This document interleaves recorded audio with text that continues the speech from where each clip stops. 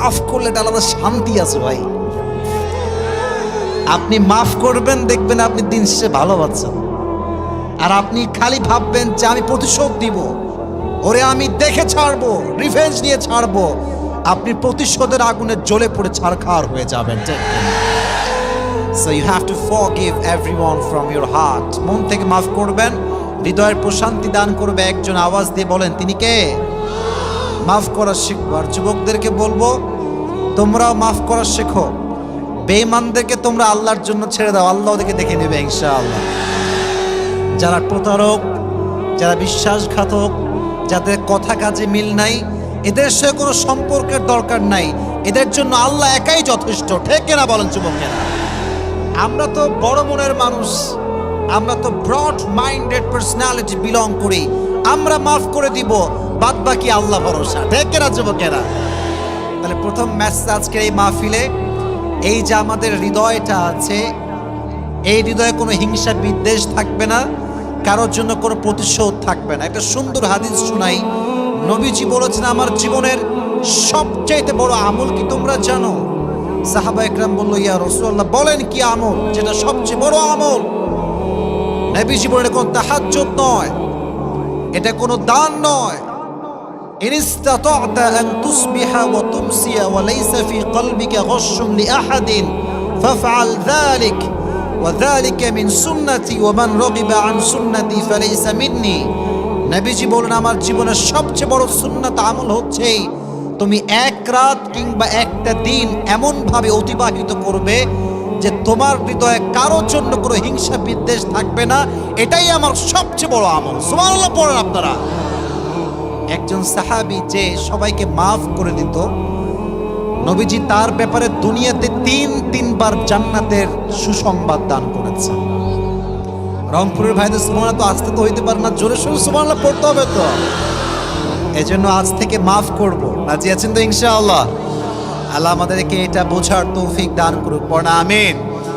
আর আসলে ভাই রাস্তাঘাটের ব্যাপার অনেক কষ্টে থাকি, জ্যাম, মারামারি, কত রকম যে ঝামেলা, তবুও যে আল্লাহ আমাদেরকে নিয়ে আসছে, কথা বলার সুযোগ দিয়েছে, আল্লাহ যেন এইভাবে বাংলাদেশের প্রত্যেকটা প্রান্তে প্রান্তে আমাকে কথা বলার সুযোগ দান করে। সকলে পড়া আমিন।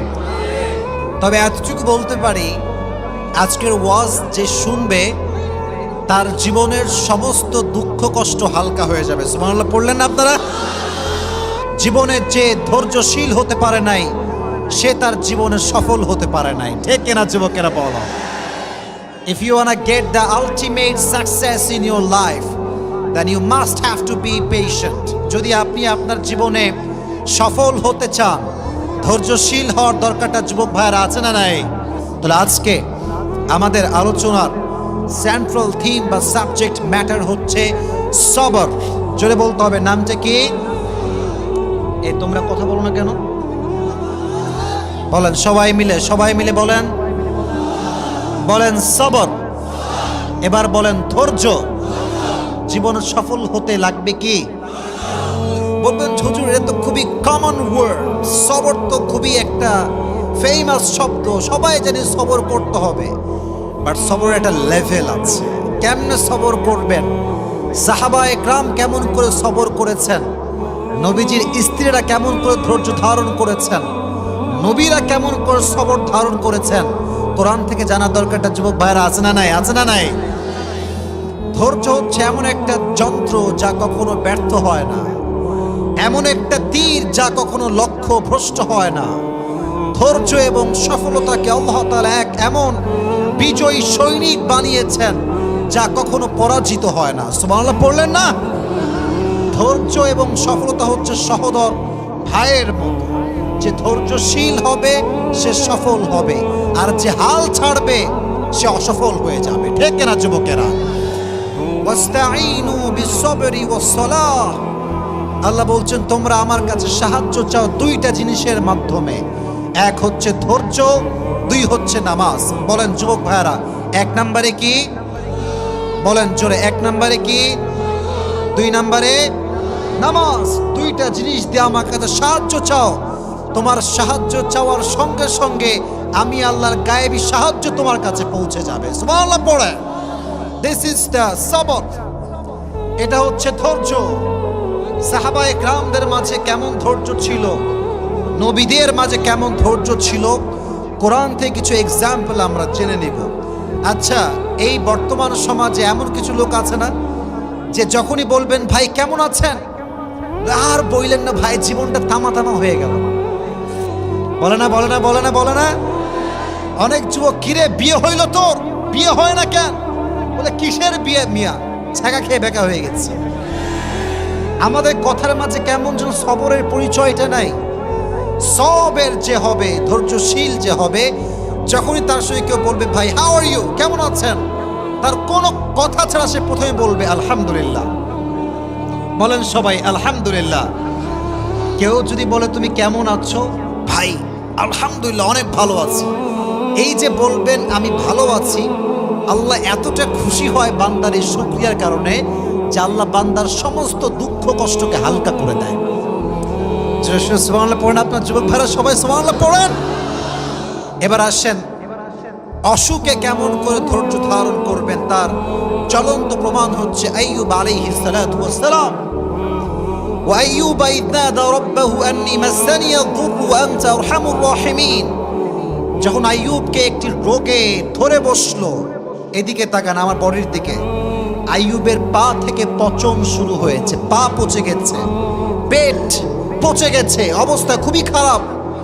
এমন করে আসতে আসতে যখন জবান পর্যন্ত আসছে, আইয়ুব বলছে আল্লাহ সব নষ্ট হোক আমি রাজি আছি, বাট যে জবান দিয়ে তোমার জিকির করি এই জবান নষ্ট হলে আমি চুপ থাকতে পারবো না। সুবহানাল্লাহ পড়লেন না? তবে ধৈর্য কাকে বলে? তিনি কোনো অভিযোগ করেন নাই যে আল্লাহ তুমি কি মানুষ পাইলে না, আমার মতো নবীকে তুমি এই রোগ দিয়েছো, তিনি বলেন নাই। তিনি বলেছেন ওয়া আইয়ুবা إذ نادى ربه أني مسني الضر وأنت أرحم الراحمين। আইয়ুব আলাইহিস সালাতু ওয়াস সালাম বলছে আল্লাহ আমি তো রোগাক্রান্ত হয়ে গিয়েছি, আমি তো বিপদগ্রস্ত হয়ে গিয়েছি, এবং তুমি সবচাইতে দয়াময়। আওয়াজ দিয়ে বলেন তো তিনি কে? কথার ধরন দেখেন যে আল্লাহ আমি তো বিপদগ্রস্ত আর তুমি তো দয়াময়। এর অর্থ হচ্ছে আল্লাহ তোমার মতো দয়াময় সত্তা আমার মতো বান্দায় কষ্টে রাখতে পারে না। সুবহানাল্লাহ পড়লেন না? فاستجبنا له فكشفنا ما به من ضر وآتيناه أهله ومثلهم معهم رحمة من عندنا وذكرى للعابدين। আইয়ুব আলাইহিস সালাতু ওয়াস সালাম দোয়া করার সঙ্গে সঙ্গে আল্লাহ তাকে পরিপূর্ণ শেফায়ে আজরা কামেলা দান করলেন। অতএব অসুখ আসলে ধৈর্যহীন হবেন না, দোয়া করবেন একজনের কাছে। আওয়াজ দিয়ে বলেন তো তিনি কে? এবার আসেন, হাদিস শুরু করছি, কিন্তু আমার মনোযোগ আছে, আপনাদের থাকতে হবে। আমি আমার মানি ব্যাগটা একটু বের করছি, রংপুরে আসছি, আজকে পুরস্কার না দিয়ে গেলে আজকের মাহফিলটা আমাদের জমবে না। ঠিক কেনা যুবকেরা বলো? টাকা পয়সা একটু আগে বিকাশ থেকে তুলছি, নগদ টাকা পকেটে রাখা আছে, ঠিক আছে? তা আমার ওয়াজটা শুরু হয়েছে, আলোচনার মূল বিষয়বস্তু ছিল কি? সবাইকে বলতে হবে, বলেন কি ছিল? আমি যেই চ্যাপ্টারগুলো শেয়ার করব, যুবকেরা আমার আই কন্ট্যাক্ট খেয়াল করবে। যদি কোনো যুবক এগুলোকে শেষে গিয়ে দাঁড়িয়ে বলতে পারে আমার প্রশ্ন অনুযায়ী, তার জন্য আমি আজকে পুরস্কার দিয়ে যাব, স্পেশাল পুরস্কার। রাজি আছেন তো ইনশাআল্লাহ? তাহলে আইয়ুব আলাইহিস সালাতু ওয়াস সালাম অসুখে ভুগেছেন, ধৈর্য হারিয়েছেন না ধৈর্যশীল ছিলেন? ধৈর্যশীল থাকার কারণে তার দোয়ার বদৌলতে তাকে তার অসুখ থেকে মুক্তি দান করেছে একজন। আওয়াজ দিয়ে বলেন তিনি কে? এবার যুবকেরা সবাই বলেন তো আমার প্রিয় নবীর প্রথম যিনি স্ত্রী ছিলেন, মাশাআল্লাহ, নাম ছিল কি? রাদিয়াল্লাহু তাআলা আনহা। উনি কি আনম্যারিড ছিলেন না ডিভোর্স ছিলেন? ডিভোর্সড ছিলেন। উনি কুমারী নারী ছিলেন না। তো ওনার যে স্বামীগুলো মারা গেছে, প্রায় 2 থেকে 3টা স্বামী মারা গেছে। আমার বোনেরা বুঝবে, যার স্বামী খারাপ তার পুরো জীবনটার নাম হচ্ছে একটা জাহান্নাম, আর যার বউ খারাপ তার জীবনটার একটা নাম হচ্ছে জাহান্নাম। যুবকেরা ঠিক আছে কিনা বলো? খাদিজা রাদিয়াল্লাহু তাআলা আনহা যখন তার স্বামীগুলোকে হারিয়ে ফেললেন, she started to think that I will never ever get married again। উনি ভাবতে লাগলেন যে তাকাররারা খাদিজা আন্নাহা লান তাতাযাওয়াজা মাররাতান উখরা, উনি আর কখনো বিয়েই করবেন না, এটাই আমার শেষ, আমার স্বামী সব মারা গেছে, আমি কখনো বিয়ে করব না। তো দেখেন, এদিকে তাকান, হাদিসগুলো মনোযোগ দিয়ে শুনতে হবে। খালি ঠিক বেঠিক, ক্যামেরা নামাও, লাইট ঘটাও, এই করো সেই করো, এগুলোর নাম কিন্তু ওয়াজ না। আর মাথায় রাখবেন, একটা ওয়াজের সফলতা লোকের মাধ্যমে হয় না, যে লক্ষ লক্ষ যুবকের ঢল নেমেছিল না। This is not a success of lecture, this is not a success of ওয়াজ মাহফিল। মাহফিল তো সফল হবে তখন যখন আমার কথার দ্বারা আপনার জীবন পরিবর্তন হবে। Keep quiet and keep silent. Khadija রাদিয়াল্লাহু তাআলা আনহা একদিন ঘুমিয়ে আছেন, হঠাৎ করে স্বপ্নে দেখছেন চতুর্পাশ অন্ধকার, আমাবস্যার রাতের মতো অন্ধকার, বাট আকাশে একটা চাঁদ ঝলমল ঝলমল ঝলমল করছে। যখন তিনি তাকালেন আকাশের চাঁদের দিকে, দেখলেন যে আকাশের চাঁদটা কেমন যেন ভেঙে চুরে খাদিজার বুকের দিকে নেমে আসছে। আর যখন চাঁদটা জমিনে নেমে আসছে, এই আমাবস্যার রাত জ্যোৎস্নার মতো আলোকিত হয়ে গিয়েছে। সুবহানাল্লাহ। তো আসতে পড়লেন, জোরে সোরে সুবহানাল্লাহ পড়লেন না? স্বপ্ন দেখার সঙ্গে সঙ্গে খাদিজা রাদিয়াল্লাহু তাআলা আনহার ঘুম ভেঙে গিয়েছে। ঘুম যখন ভেঙে গিয়েছে, তিনি সঙ্গে সঙ্গে উঠে ওয়ারাকা বিন নাফিলের কাছে গিয়েছেন, তার চাচা হয়, স্বপ্নের ব্যাখ্যাকারক ছিলেন তিনি। বলছে, চাচা জান, আমি স্বপ্নে দেখেছি কি জানেন? বলছে, কি স্বপ্ন? বলছে, রাত গভীর অন্ধকার, হঠাৎ করে চাঁদের একটা টুকরা আমার বুকের দিকে নেমে আসছে এবং ওই চাঁদের আলোতে পুরো আশেপাশের সব কিছু আলোকিত হয়ে গিয়েছে। এটার ব্যাখ্যাটা কি? চাচা সব কিতাব খুললেন, তাওরাত ইনজিল খুললেন, উনি ব্যাখ্যা পড়ে বুঝতে পারলেন যে ব্যাখ্যাটা আসলে কি হবে। উনি বললেন, তোমার বুকে যেই চাঁদটা আসছিল, ওই চাঁদটা হচ্ছে শেষ নবী, প্যারা নবী, বিশ্ব নবী মুহাম্মদুর রাসূলুল্লাহ সাল্লাল্লাহু আলাইহি ওয়াসাল্লাম। উনি বললেন যে, মানে এর অর্থটা কি? উনি বললেন যে, খাদিজা, তুমি যে বলেছিলা যে I will never ever get married again, আমি যে আর বিয়ে করব না, আল্লাহ তোমার জন্য এমন একটা পাত্র রেডি রেখেছে, তুমি বিয়ে না করে যাবা কোথায়? সুবহানাল্লাহ পড়েন আপনারা। উনি কিন্তু ধৈর্যের পরিচয় দিয়েছেন, ভেঙে পড়েন নাই। বাবার মৃত্যুর পরে কোটি টাকার বিজনেস, উনি একা একজন নারী সব বিজনেস সামলেছেন। আল্লাহু আকবার। তো বলছে, তাই নাকি? তাহলে কি সবরের ফল এত মিষ্টি হয়? ধৈর্যের ফল এত মিষ্টি হয়? অপেক্ষা শুরু করলেন যে কবে আমার সঙ্গে তার দেখা হবে। হঠাৎ একদিন নবীজির সঙ্গে দেখা হলো ব্যবসার খাতিরে। লম্বা হাদিস, আমি শর্টলি বলছি, প্রেসাইজলি বলছি। নবী যখন খাদিজার ঘরে প্রবেশ করলেন, খাদিজা বলেছেন, আমি ফিল করলাম যেন পূর্ণিমার চাঁদ আমার ঘরে প্রবেশ করেছে। আমার হৃদয়ে একটা প্রফুল্লতার ছোঁয়া বয়ে গেল। আল্লাহকে বললাম, আল্লাহ, তুমি যে তোমার ধৈর্যশীল বান্দিকে এত ভালোবাসো, আজকে আমি তিলে তিলে তিলে প্রমাণ পাচ্ছি। সুবহানাল্লাহ পড়েন। তো নবীজিকে দেখে তোমার প্রথমে পছন্দ হয়ে গেছে, বাট উনি কনফিউজড যে আসলেই কি এটা শেষ নবী? এটা কি আসলেই সেই নবী যার কথা আমার চাচা আমাকে বলেছিলেন? উনি তাওরাত ইনজিল খুললেন, থাক লাগবে না, তাওরাত ইনজিল খুলে নিয়াতে শুরু করলেন যে শেষ নবীর দেহের বৈশিষ্ট্য কেমন হবে। উনি পড়তে শুরু করলেন, শেষ নবীর দেহের বৈশিষ্ট্য হবে, বুকটা হবে উঁচা, পেটটা হবে নিচা, হাইটটা হবে, he will be neither absolutely white nor deep brown, কালারটা হবে খুব বেশি সাদাও না, খুব বেশি কালোও না, এটা হবে একদম সুন্দর লাবণ্যময় চেহারা। সুবহানাল্লাহ পড়লেন না? আর হাইটটা কেমন হবে? কানা রাবআতাম মিনাল কওম লাইসা বিতাবিল ওয়ালা বিলকাসির, the prophet was medium of height, neither tall nor short.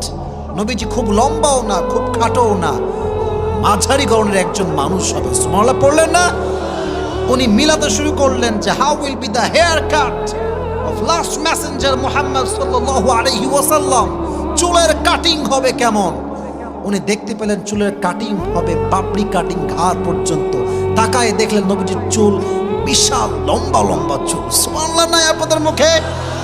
ওয়া কানা ইউফাররিকু বাইনা শা'রি, শেষ নবীর চুলের মাঝখানে সিঁথি থাকবে এবং নবীজির চুলের মাঝখানে স্মৃতি ছিল, এবং উনি সবসময় একটা আতর ব্যবহার করতেন। যখনই সেজদা দিতেন আতরের ঘ্রাণে সেজদার জায়গাটা খুশবুতে আমোদ হয়ে যেত। সুবহানাল্লাহ পড়েন। উনি ভাবলেন যে না, এটা আর ভুল হতে পারে না, এটাই তো প্রিয় নবী মুহাম্মদুর রাসূলুল্লাহ সাল্লাল্লাহু আলাইহি ওয়াসাল্লাম। যুবকেরা শোনো, পছন্দ হলে কিন্তু বিয়ের প্রস্তাব দেওয়ার সাহস সবার হয় না। কথা ঠিক আছে না যুবক ভাইরা? বলো বলো বলো বলো। পছন্দ হয়ে যদি প্রস্তাব দেওয়া যেত তাহলে আজকের 80% যুবকের বিয়ে হয়ে যেত। ঠিক না? Actually we scare of it. আমরা খুব ভয় পাই যে গেলে কি যে বলে। আর আজকালকার বাবারা তো ইয়ার সির্ফ पैसा ढूंढता है कि पैसा कहाँ है। ছেলে ফ্রিল্যান্সিং করে লাখ লাখ টাকা কামায়, নো হবে না। সরকারি টাকলা। अरे 100% आ जाओ यार, हम तो शादी देने के लिए तैयार है। কিন্তু ফ্রিল্যান্সিং করে যুবক, জব করে যুবক, বিজনেস করে যুবক দাম দিতে চায় না। সরকারি, খালি সরকারি থাকবে। আর সরকারি থাকলে মাথায় চুল আছে কিনা they don't care about it. এত আস্তে ঠিক বলে কিন্তু আমি ওয়াজ করতে পারি। তো ওই হাদিসটা বলতে গিয়ে মনেই পড়লো, বলে ফেলবো সবাইকে। সেদিন নাটোরের একটা মাহফিলে বলছিলাম যে কোনো একজন যুবক ওই যে বাবা মেয়েকে বিয়ে দিয়েছে সরকারি টাকলার সঙ্গে, বলছে আব্বা জান এটা আপনি কি করলেন, কার সঙ্গে মেয়েকে বিয়ে দিলেন, इसके सर पे तो बाल नहीं है, মাথায় তো চুল নাই। তো আব্বা বলছে পাগলা কি করছিস, सर पे बाल नहीं है तो क्या हुआ, जेब में माल तो है ना। মাথায় চুল না থাকলে কি হবে, পকেটে টাকা থাকলে আমি রাজি আছি। কথা ঠিক না যুবকেরা? বলে না, রংপুর এরকম আব্বা জান নাই, আর থাকলেও আল্লাহ হেদায়াত দান করে। পড়া আমিন। তো খাদিজা কেমনে প্রস্তাব দিবে? ধৈর্যের পরিচয় তো দিয়েছে, লম্বা সময় বিবাহ করে নাই, সবর করেছে আল্লাহ কবে দিবে আমাকে life partner, the best life partner কবে আসবে। তো কেমনে বিয়ের প্রস্তাব দেওয়া যায়, এটা টেকনিক শিখে নাও। কাউরে ভাল লাগলে নিজে যাওয়ার আগে অন্য কাউকে পাঠাবা। যদি পরিস্থিতি ভালো মনে হয় তারপরে তুমি যাবা, না কিন্তু মায়ের কপালে আছে তোমার। তো খাদিজা রাদিয়াল্লাহু তাআলা আনহা নিজে প্রস্তাব দেন নাই, তার একজন বাদী ছিলেন, তার নাম ছিল নাফিসা। মুখস্থ হাদিস বলতে হবে কিন্তু। নাম ছিল কি? নাফিসাকে বলছে, নাফিসা শোনো, এই ব্যক্তিকে আমার বড্ড পছন্দ, আমি তাকে স্বামী হিসেবে গ্রহণ করতে চাই, বাট প্রস্তাব দেওয়ার সাহস নাই, please help me, I need your help, একটু সাহায্য করো আমাকে। বলছে তাই নাকি, আমি তো আপনার বান্দি, কোনো সমস্যা নেই, আমি যা বলবেন তাই রাজি আছি। চলে গিয়েছে। ট্রিক দেখেন, কথাগুলোর ধাঁচ বুঝবেন, খালি ঠিক বেঠিক বললেই হবে না। নবীজি বসে আছেন, নবীজির বয়স হচ্ছে 25 ইয়ার্স ওল্ড, 25 বছর। কত বছর? দাঁড়ায় থাকা ভাইরা কথা কয় না, বলেন না কত বছর? 25 বছর। নাফিসা আসছে, নাফিসা কিন্তু বয়স্ক মানুষ। এসে বলছে আসসালামু আলাইকুম। নবীজি বলছে ওয়ালাইকুম আসসালাম, কাইফা হাল, কি খবর? আলহামদুলিল্লাহ ভালো আছি। কি খবর, আসছেন কেন? বলছে আচ্ছা একটা প্রশ্ন করতে চাই, যদি মাইন্ড না করো। নবীজি বলছে বলেন, আমি মাইন্ড করবো না, বলেন। আচ্ছা আপনার বয়স কত? বলছে বয়স তো ভালোই হয়েছে, 24 না 25 হয়ে গেছে। আচ্ছা 25 বছরের বয়স, বিয়ে করেন না কেন? বলছে কি বিয়ে করবো, টাকা পয়সার বড্ড অভাব। টাকা পয়সা কি বিয়ে করা যায়? আমার কোনো জব নাই, চাকরি নাই, তাই বিয়ে করতে পারছি না। But actually I am looking for religious girl, আমি দেখছি কোথায় ভালো মেয়ে পাওয়া যায়। তো নাফিসা বলছে তার মানে আপনার কাছে ল্যাকিং অফ মানি, রাইট? বলছে হ্যাঁ, lacking of money, lacking of job, business, আমি খুবই অভাবী একজন যুবক। আচ্ছা একটা কথা বলি, রাগ করবেন না তো? বলছে বলেন কি সমস্যা বলেন।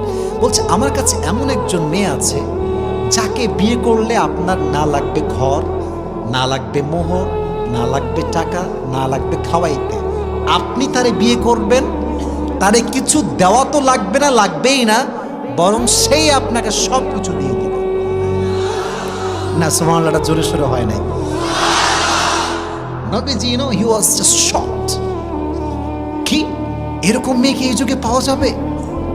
আদৌ কি পসিবল এটা? বলছে অবশ্যই পসিবল। বলছে মাসমুহা, তার নামটা কি? বলছে তার নাম হচ্ছে বিবি খাদিজা। সুবহানাল্লাহ পড়েন। সত্য কথা হচ্ছে নবীজি প্রথম দেখায় খাদিজাকে পছন্দ করেছেন। তো আগে থেকে হৃদয়ে একটা জায়গা আছে। তো উনি বললেন তাই নাকি, আমি তো আগেই রাজি, তবে একটা কাজ আছে, আমার একজন রিলেটিভ আছে, তার নাম হচ্ছে আমার চাচা আবু তালেব। নামটা কি? ওনাকে ছাড়া আসলে আমি বিয়েটা করতে পারবো না। তো ঠিক আছে, তাই হবে, নিয়ে আসেন চাচাকে। চাচাকে নিয়ে আসা হলো, ডিল ফাইনাল হয়ে গেল, বিয়ের দিন তারিখ ধার্য হয়ে গেল। নবীজি কি দিবে মোহর হিসেবে? কিচ্ছু নাই। আবু তালেব 20টা উট নিয়ে আসলেন।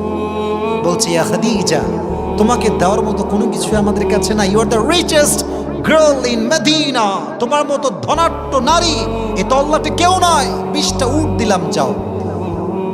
খাদিজা 20টা উট নিয়েছেন, বাট বিয়ের পরে ওই 20টা উট মানুষের ওয়ালিমা হিসেবে আবার জবাই করে দিয়েছেন। সুবহানাল্লাহ পড়েন। বিয়ে হয়ে গেল। বাসর রাত যখন হলো, রাতের বেলা নবীজি এসেছেন ঘরে। খাদিজা বলছে ইয়া রাসূলুল্লাহ, ইয়া হাবিবাল্লাহ, যদিও বা তখন নবীজি নবুয়ত পান নাই, বাট ডেকেছেন ইয়া মুহাম্মদ, বা নবীকে ডেকেছেন। বলছেন যে শোনেন, আমি যে ধৈর্যশীল ছিলাম, সবর ছিলাম, এই একটা ধৈর্যের গুণের বিনিময়ে আল্লাহ আপনার মতো মানুষকে আমার জীবন সঙ্গী হিসেবে পাঠিয়ে দিয়েছেন। যুবক, তোমরা খুবই ডিপ্রেসড, আরে কবে বিয়ে হবে, পাই না কেন রে? আরে বেটা, ধৈর্যশীল হতে হবে। এমন একটা ভাগ্যে তোমার জুটবে যে তোমার ভাগ্যে তোমার বন্ধুরা আশেপাশেও নাই। ঠিক কেনা যুবকেরা? বল, ধৈর্যশীল হও। তোমার যে বন্ধুর বউটো আছে বলে কিরে তোর তো জীবনেও বিয়ে হবে না রে, তুমি বললো বেটা তুই খালি একটু থাম, এমন একটা বিয়ে করবো তুই আশেপাশে ভিড়ার সাহস পাবি না। ঠিক কেনা চুমকেনা? You must have to be patient. ধৈর্যশীল হবে যে তাকে উত্তম জীবন সঙ্গী দান করবে একজন। আওয়াজ দিয়ে বলেন তো তিনি কে? এবার আসেন, অভাবের ক্ষেত্রে কেমন করে ধৈর্যশীল হবেন, এটার জন্য প্রশ্ন করতে হবে। বলেন তো, নবীজির একজন মাত্র কলিজার টুকরা মেয়ে ছিল যার দ্বারা নবীজির বংশ বিস্তার পেয়েছে। রাইট রাইট রাইট, নাম বলেন। ফাতিমা রাদিয়াল্লাহু তাআলা আনহা, তার দুটি সন্তান ছিল, তার নাম ছিল কি? হাসান এবং হোসেন। এবার বলেন, হাসান এবং হোসেনের আব্বার নাম ছিল কি? সর্বনাশ, মারহাবা বলেন আপনারা সবাই। অডিয়েন্স দেখছেন আমার, সব কাট টু কাট জবাব দিচ্ছে। এরকম অডিয়েন্স থাকলেই তো ওয়াজ করে মজা পাওয়া যায়। ঠিক এরা যুবকেরা বলো। দেখেন অভাবে ধৈর্যশীল কেমন করে হবে। এবং আমি ওয়াজটা এই জন্য করছি, হাজার হাজার যুবক আজকে রংপুরের মাটিতে আমরা এসেছি। Maximum people we are from middle class family. আমরা মধ্যবিত্ত পরিবারের সন্তান। তবে এটাতে আমাদের কোনো আফসোস নেই, আক্ষেপ নেই। নবীজির হাদিস আছে, গরিবরা বড়লোকের চাইতে 500 বছর আগে জান্নাতে প্রবেশ করবে। Are you happy? Are you happy? আজ থেকে এটা প্রাউড ফিল করে বলবেন যে আরে বেটা, আমি গরিব হতে পারি, আমি মধ্যবিত্ত পরিবারের সন্তান হতে পারি, বাট আমি আল্লাহর কাছে একজন প্রিয় বান্দা। সুবহানাল্লাহ পড়ে। তো একদিন আলী রাদিয়াল্লাহু তাআলা আনহু এবং ফাতেমার ঘরে এত অভাব দেখা দিল, 3 দিন যাবত কোনো রান্না নাই। এবার আলী রাদিয়াল্লাহু তাআলা আনহু বড্ড ক্ষুধার্ত হয়ে গেলেন। ডাক দিয়ে বললেন, ইয়া ফাতেমা, তোমার আব্বার কাছে যাও, গিয়ে কিছু চেয়ে নিয়ে আসো আমার জন্য। আব্বার কাছে যাও, আমার জন্য কিছু খাবার চেয়ে নিয়ে আসো। ফাতেমা রাদিয়াল্লাহু তাআলা আনহা বাধ্য হয়ে বের হয়ে গেলেন, বাবার কাছে গেলেন। ডাক দিয়ে বলছেন, আব্বা জান, ইয়া রাসূলুল্লাহ, ইয়া হাবিবাল্লাহ, 3 দিন যাবত বাসায় কোনো রান্না নাই, আমাদের কিছু দান করেন। এবার নবীজি ধৈর্যের পরীক্ষা নেওয়া শুরু করছেন। বলছে, ইয়া ফাতেমা, এই তোমরা কই যাও? বসো, এখানে বসো, কোনো বিশৃঙ্খলা করবে না, খবরদার। বলছে, ইয়া ফাতেমা, শোনো, আমার কাছে 5টা দোয়া আছে আর 5টা বকরি আছে। Which one you wanna take? তুমি কোনটা নিবা? ধৈর্যের পরীক্ষা। ফাতেমা বলছে, আব্বা জান, আমার 5টা বকরি লাগবে না, আমাকে 5টা দোয়া শিখাই দিলেই আমি খুশি। যারা সুবহানাল্লাহ পড়লেন না, তা দোয়াগুলো আপনারাও পাঠ করেন, সকলেই বলেন, ইয়া আউয়ালাল আউয়ালিন। না, এটা আসতে হয়ে গেছে। ইয়া আউয়ালাল আউয়ালিন, ইয়া আখিরাল আখিরিন, ইয়া যাল কুওয়াতিল মাতিন, ইয়া রাহিমাল মাসাকিন, এবার জোরে সোরে সকলেই পড়েন ইয়া আরহামার রাহিমিন। এই 5টা শব্দের দোয়া যে ব্যক্তি অভাবে পাঠ করবে তার দোয়ার বিনিময়ে আল্লাহ থেকে সমস্ত অভাব থেকে মুক্তি দান করবেন। এই দোয়াটা বারবার পাঠ করবেন। তো তখন ফাতেমা রাদিয়াল্লাহু তাআলা আনহা বাসায় ফিরে আসছেন। ওইদিকে আলী রাদিয়াল্লাহু তাআলা আনহু অপেক্ষা করছেন ফাতেমা কখন আমার জন্য খাবার নিয়ে আসবে। ফাতেমা রাদিয়াল্লাহু তাআলা আনহা যখন বাসায় আসছেন হাতটা ফাঁকা, হাতে কোনো খাবার নাই, চাল নাই, ডাল নাই। আলী রাদিয়াল্লাহু তাআলা আনহু খেপে গেছেন, ফাতেমা আইনা তুআম, খাবার কোথায়? তোমার তো হাত ফাঁকা। বলছে আলী ভালো করে খেয়াল করো, আমার হাত ভরা। হাত ভরা মানে ভালো করে ব্যাখ্যা করো। বলছে আলী যাহাবতু লিদ-দুনিয়া ওয়া জিতু বিল আখিরাহ, আমি তো আমার আব্বাজানের কাছে দুনিয়া চাওয়ার জন্য গিয়েছিলাম, আমার আব্বা পুরো হাত ভরে আমাকে আখিরাত দিয়ে ফেরত পাঠিয়ে দিয়েছে। গিয়েছিলাম দুনিয়া চাওয়ার জন্য, আমার আব্বাজান আমাকে আখিরাত দিয়ে পাঠিয়ে দিয়েছেন। এবার আলী রাদিয়াল্লাহু তাআলা আনহু নিজেই গেছেন নবীজির কাছে, ইয়া রাসূলুল্লাহ অনেক অভাব, কিছু দেন আমাদের সবাইকে। এবার নবী জামাইকে পরীক্ষা শুরু করছেন, জামাইকে ধৈর্যের পরীক্ষা। বলে জামাই 5000 বকরি আছে আর 5টা দোয়া আছে, কোনটা নিবা? তো জামাই তো বুঝে গেছে আমার আব্বাজান, শ্বশুর আব্বাজান সবরের পরীক্ষা নিচ্ছেন। উনি বলছেন আব্বাজান 5000 বকরি লাগবে না, 5টা দোয়া শিখাই দিলে আমি খুশি হয়ে যাব। ধৈর্যের সঙ্গে ফিরে আসছেন। নবীজি সুসংবাদ দিয়েছেন আমার জামাই আলী আমার সঙ্গে জান্নাতে একসঙ্গে আমার সঙ্গে দাঁড়িয়ে যাবে, আমার সঙ্গে থাকবে, আমার সঙ্গে থাকবে। তাহলে বোঝা গেল অভাব আসলে ধৈর্যশীল হওয়ার দরকারটা যুবক ভাইরা আছে না নাই? আছে না নাই? আর যদি অভাব আসে 5টা বাক্য বেশি বেশি পড়বেন, ইয়া আউয়ালাল আউয়ালিন, ইয়া আখিরাল আখিরিন, ইয়া যাল কুওয়াতিল মাতিন, ইয়া রাহিমাল মাসাকিন, ইয়া আরহামার রাহিমিন। এই 5টা বাক্য বেশি বেশি পাঠ করলে আপনার অভাব দূর করে দিবে একজন, তিনি কে? তাহলে অভাব আসলে আমরা অভিযোগ করবো না যে আল্লাহ তুমি গরিব কেন বানালা, গরিব হয়ে আমি খুশি হলাম এই জন্য যে কিয়ামতের দিন আমার হিসাব সহজ হয়ে যাবে। ঠিক কেনা যুবকেরা বলো? এবার আসেন, মাঝে মাঝে আমাদের জীবনে এমন হয় না যে মানুষ আমাদেরকে মিথ্যা অপবাদ দেয়? দেয় না, দেয় না, দেয় না, দেয় না, দেয় না?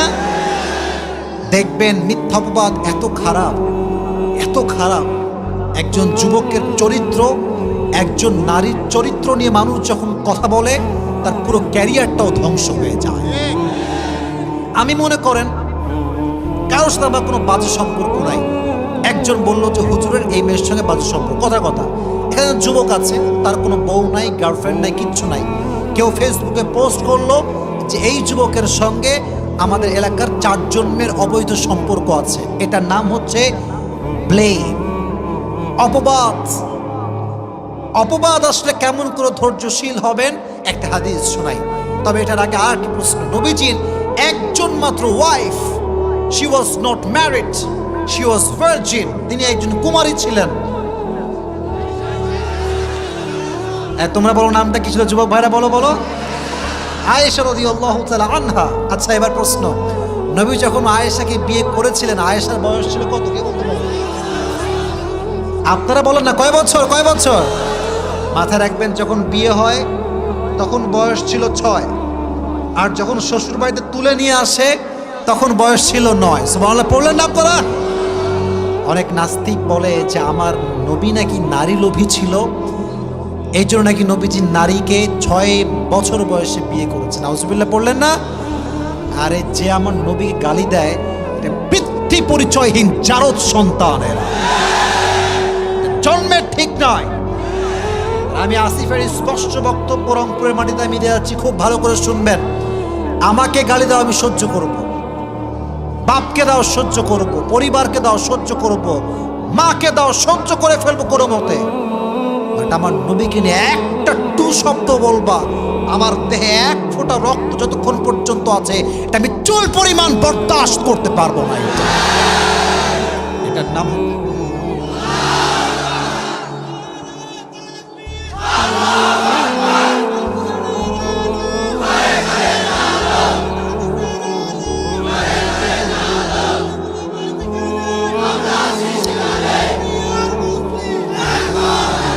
আমাদের এই স্পষ্ট কথা, আমাদের এই স্পষ্ট কথা, নবীকে আমরা ভালোবাসি। নবীকে কেউ কটাক্ষ করে ও নাস্তিক বাজে কথা বলবে আর মুসলমান ঘরের সন্তান আমরা চুপ থাকবো, এটা কোশ্চিন কালও সম্ভব হতে পারে না। প্রয়োজনে আমরা জীবন দেব, রক্ত দেব, নবীর ইজ্জতকে আমরা রক্ষা করে ছাড়বো, ঠিক কিনা? আম্মা জান আয়েশা রাদিয়াল্লাহু তাআলা আনহাকে বিয়ের পর নবীজি একদিন সফরে গেলেন ঘোরার জন্য। মাঝে মাঝে বউ কিনে আমরা কক্সবাজারে ঘুরতে যাই না, এত সুবিধা হয়ে গেছে। এখন তো ট্রেন চালু হয়ে গেছে যুবকেরা, এখন প্লেন আছে, রাজশাহী থেকেও প্লেন আছে, আবার ঢাকার থেকে কক্সবাজার সোজা ট্রেনে আপনি যাবেন, একদম পুরো কক্সবাজার আপনাকে নিয়ে চলে যাবে। তো মাঝে মাঝে বউ কিনে ঘুরবেন। এই স্বামীরা আজকাল এমন খ্যাত, কিচ্ছু বোঝে না। আর এমন অনেক স্বামী আছে সারা জীবনে বউকে একবার আই লাভ ইউ বলে নাই। এরকম স্বামী আছে না নাই? আছে না নাই? তো নবীজি আয়েশাকে নিয়ে মাঝে মাঝে ঘুরতেন। তবে এটা একটা সিস্টেম ছিল, লটারি সিস্টেম। রংপুরের ভাইয়েরা কি সিস্টেম? লটারি। একটা এরকম বাটি থাকতো, সব বিবির নাম রাখা হতো, 1 2 3 4 করে নাম রাখা হতো। তো যার নামটা উঠতো নবীজি তাকে নিয়ে ঘুরতে যেতেন। তো সেই মাসে যার নাম আসছে তিনি হচ্ছেন আয়েশা। সুবহানাল্লাহ পড়লেন আপনারা সবাই? সবরের মেসেজটা কোথায় আমি দিচ্ছি এখন? আয়েশাকে নিয়ে ঘুরতে যাওয়ার পর যখন কাম ব্যাক করবেন, আয়েশা রাদিয়াল্লাহু তাআলা আনহা প্রকৃতির ডাকে সাড়া দেওয়ার জন্য উট থেকে নামলেন। আগের যুগে এটাকে বলা হতো হাউদাজ, পালকি, পালকিতে চড়ে ঘোরা হতো। তো আয়েশা রাদিয়াল্লাহু তাআলা আনহা ছিলেন, she was slim, she was not a fat. তিনি একজন স্লিম বডির মানুষ ছিলেন। তো দেখবেন স্লিম বডির মানুষ যখন রিক্সায় ওঠে, রিক্সাওয়ালা বোঝে না যে পেছনে কেউ আছে কিনা। আর যখন একটা মোটু মার্কা লোক ওঠে, দুইজনের জায়গা ওই একাই খেয়ে ফেলে, ঠিক খেয়ে কিনা। তো আয়েশা রাদিয়াল্লাহু তাআলা আনহা ছিলেন স্লিম। কেন বললাম একটু সামনে বুঝবেন, জানি কেন এটা শেয়ার করলাম। তো যখন উনি প্রকৃতিটাকে সাড়া দেওয়ার জন্য নেমে গেছেন, ওই সাহাবী দূরে গিয়েছে, ওইও প্রকৃতিটাকে সাড়া দেওয়ার জন্য গিয়েছে। তো যখন ফিরে আসছে, যেহেতু এটা উটের হাউদাজ, পালকি, পালকিতে কি নামানো থাকে? পর্দা। বলেন কি থাকে? ভেতরে কিছু সহজে দেখা যায় না। ওই সাহাবী ভেবেছে যে আয়েশা মনে হয় ঢুকে গিয়েছে, বসে পড়েছে, চিকন মানুষ তো বোঝা যায় না। তো সে উট নিয়ে চলে আসছে। এদিকে আয়েশা রাদিয়াল্লাহু তাআলা আনহা যখন কাম ব্যাক করেছেন, দেখছেন উট নাই। কিরে, উট গেল কোথায়? সাহাবী গেল কোথায়? মরুভূমির এরিয়া, কোথাও কেউ নয়। আয়েশা বুঝে গেলেন যে সে ভুল বুঝে চলে গেছে। এবার তিনি একটা চাদর বিছালেন, চাদর বিছিয়ে মুড়ি দিয়ে শুয়ে পড়লেন মরুভূমির মাঝে।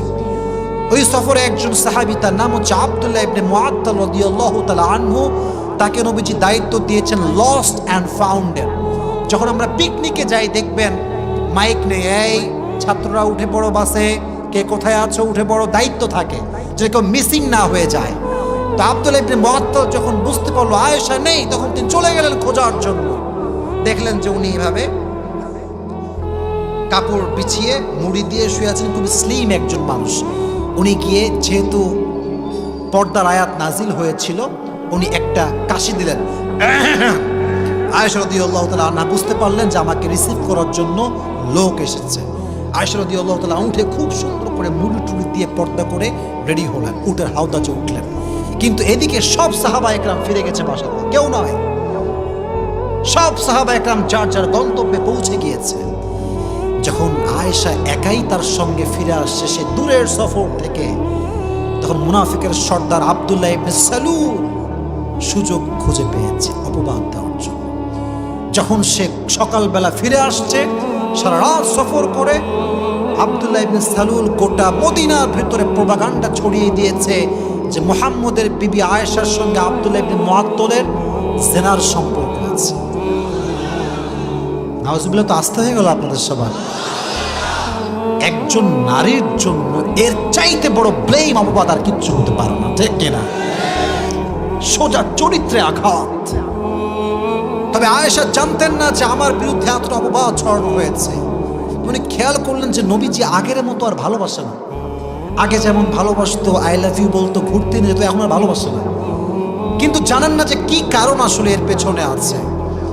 এবার আয়েশা রাদিয়াল্লাহু তাআলা আনহা যখন বাবার বাসায় গেলেন, বাবা এ বাসা যাওয়ার পরে একজন মহিলা এসে বলছে, আয়েশা তুমি কি জানো তোমার বিষয়ে কি কি লটানো হচ্ছে? কি বলেন তো দেখি। বলছে তোমার বিষয় লটানো হচ্ছে, তুমি নাকি ওই সাহাবীর সঙ্গে জেনা করে ফিরে আসছো। নাউজুবিল্লাহ বললেন না? এটা শুনে আয়েশা মাথায় আকাশ ভেঙে পড়ছে। আরে আমার বিরুদ্ধে এত বড় অপবাদ আমি কেমনে সহ্য করব?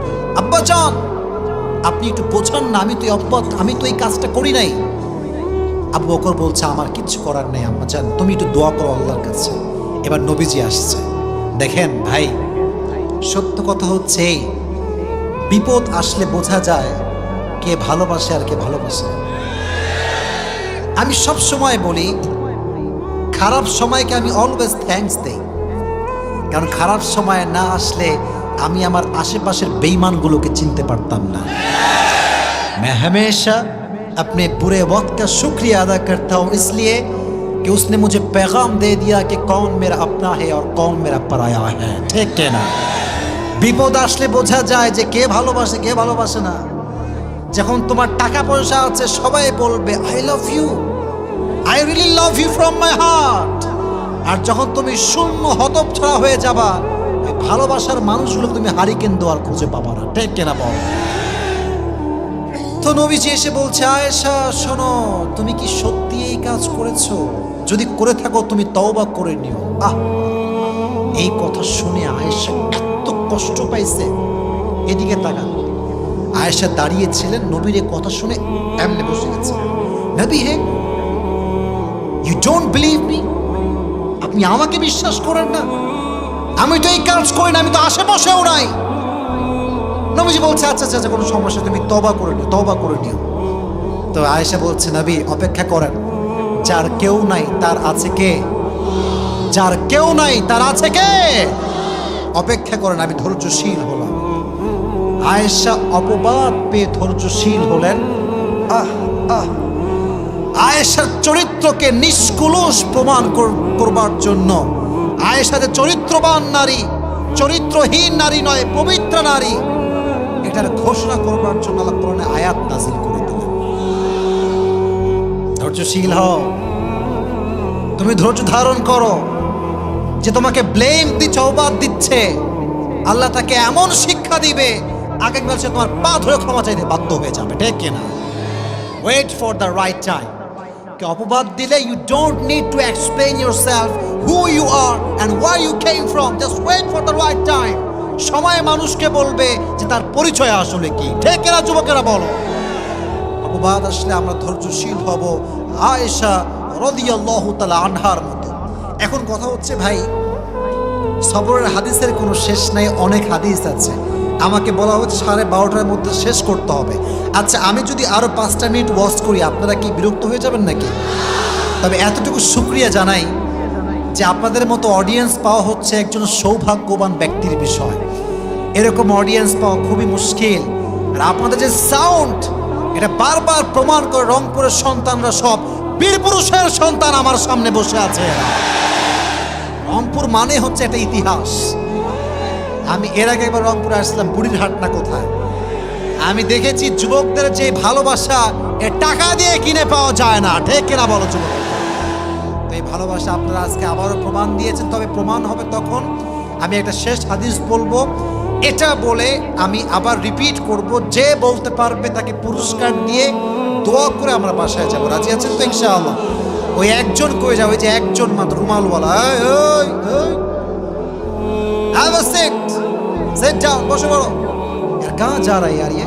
बैठ जाओ, হয়ে যায়, বসো। হ্যাঁ এই তো বসছে। আচ্ছা মাশাআল্লাহ। শুনুন, দুই একজন লোকের ওয়াশরুমের চাপ লাগতেই পারে, it's not a big deal. But একটা মাথায় রাখতে হবে, আজকের বেশিরভাগ শ্রোতা আমাকে দেখার জন্য আসে নাই, কোরআনের তাফসীর শুনবার জন্য তারা এসেছে। যারা শুধুমাত্র বক্তার চেহারা দেখার জন্য আসে তারা 12:30 পর্যন্ত থাকে না। তো আজকের এই জনগণ, কোরআন প্রেমিক জনগণ আমার সামনে বসে আছে। ঠিক কিনা যুবকেরা? অপবাদ দিলে কি আমরা ভেঙে পড়বো না ধৈর্যশীল হব? তোমাকে তোমার বন্ধু বলবে কিরে কয়টা গার্লফ্রেন্ড তোর, বলবি ভাই না, এগুলো আছে, তোর আছে আমি জানি। তোমার ব্যাখ্যা তোর কোনো প্রয়োজনে, তোর যা মন চায় তুই ভাব, আমার আল্লাহ জানে যে আমি কেমন। ঠিক ঠিক কিনা যুবকেরা? এবার আসেন আরেকটা হাদিস, এবং এটা হচ্ছে আমার শেষ হাদিস। এটা শুনিয়ে আমি আমার আজকের ওয়াজের ইতি টানবো। তবে আমি চাচ্ছি শেষ হাদিসটা এতক্ষণ যেমন মনোযোগ ছিল, শেষ হাদিসে মনোযোগ থাকবে তো ইনশাআল্লাহ। এবার আসেন একটা শেষ হাদিস বলছি। বলেন তো কোরআনে একজন নবীর নাম আছে যেই নবীকে মাছ তার পেটে নিয়েছিল? কোরআনে এই নাম আছে না নাই? মাশাআল্লাহ। ইউনুস আলাইহিস সালাম যখন মাছের পেটের ভিতরে, ওখানে কোনো মন্ত্রী টেলিফোন চলবে? হ্যাঁ, এটা আমার লোক রে, ছেড়ে দে, চলবে এটা কি? সমুদ্রের নিচে কোনো কানেকশন আছে কি? গ্রামীণ ফোনের বাংলালিংকের কানেকশন আছে, রবির কানেকশন আছে নাকি? ওখানে কানেকশন আছে এক সত্তার, তিনি কে? আল্লাহর কানেকশন আছে। উনি বললেন, আল্লাহ আমি তো শেষ, I am in danger and you are the most merciful, the most gracious, the most kindful. আমি পড়ছি বিপদে, তুমি তো দয়াময়, দেখো না।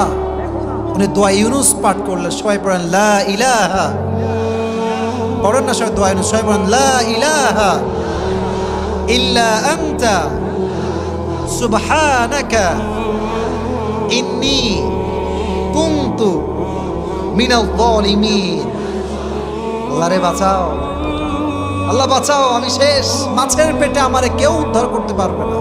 আল্লাহ বলছে কেউ না পারলে আমি তো পারবো। মাছ দোয়া পাঠের সঙ্গে সঙ্গে ধৈর্য নিয়ে সে বসে আছে মাছের পেটে।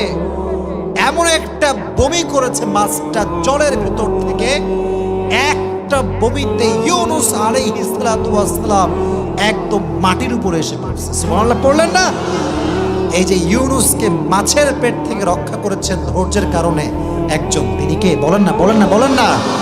বিপদে আপদে দোয়া ইউনুস বেশি বেশি পাঠ করবেন, দেখবেন আপনার সমস্ত বিপদ আল্লাহ হালকা করে দিবে। রাজি আছেন তো ইনশাআল্লাহ?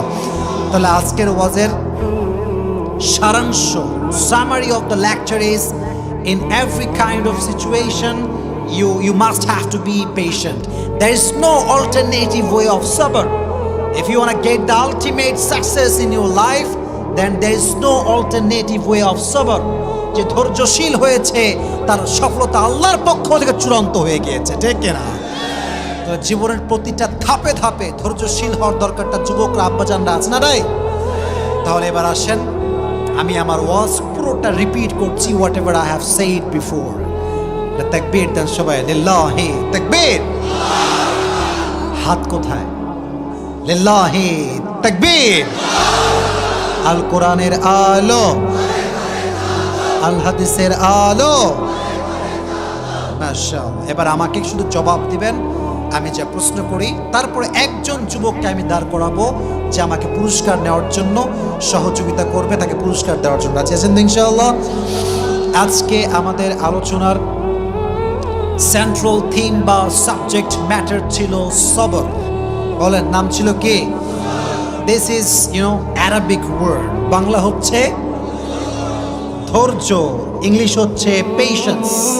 ধৈর্যশীল হতে হবে, মাথা রাখবেন। পেশেন্ট মানে ধৈর্যশীল, আবার পেশেন্ট মানে কিন্তু রোগীও হয়। কথা ঠিক আছে না?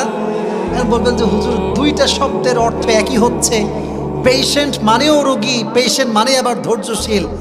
এখানে বুঝতে হবে রোগী মানেই হচ্ছে ধৈর্য ছাড়া আর কোনো গতি নাই। ঠিক আছে না যুবক ভাইরা? বলো বলো। আপনার সবাই শায়েখ আহমদুল্লাহ হুজুরের নাম শুনছেন না? সেদিন তিনি বললেন যে আমি মেডিকেলে ছিলাম, আমার একটা অপারেশন হবে, তো আমি খুব টেনশন যে মনে হয় আমি আর বাঁচবই না, সব ডাক্তার আমাকে ঘিরে আছে। তো একজন নার্স আসছে, বলছে যে হুজুরের কি হয়েছে? তো আরেকজন নার্স বলছে হুজুরের এই রোগটা হয়েছে। তো বলছে কি এই রোগ? এটা কোনো রোগ হইল? এত ভয় পাচ্ছে কেন এই লোকটা? তো শায়েখ আহমদ এটা শুনে এত লজ্জা পাইছে যে আমি এত ভয় পাচ্ছি, আর এ কয় কোনো রোগই না। বলছে আমাকে চিকিৎসা করে যেই পরিমাণ তারা সুস্থ করতে পারে নাই, একটা কথায় আমি তার চেয়ে বেশি সুস্থ হয়ে গেছি। তার মানে কি জানেন? রোগী যে হবে তার ডিপ্রেসড হওয়া যাবে না, হতাশ হওয়া যাবে না। যত সহজে নিবেন জীবন তত সহজ হয়ে যাবে। যত কঠিন করবেন জীবন তত বেশি কঠিন হয়ে যাবে। ঠিক কেনা চুমো কেনা।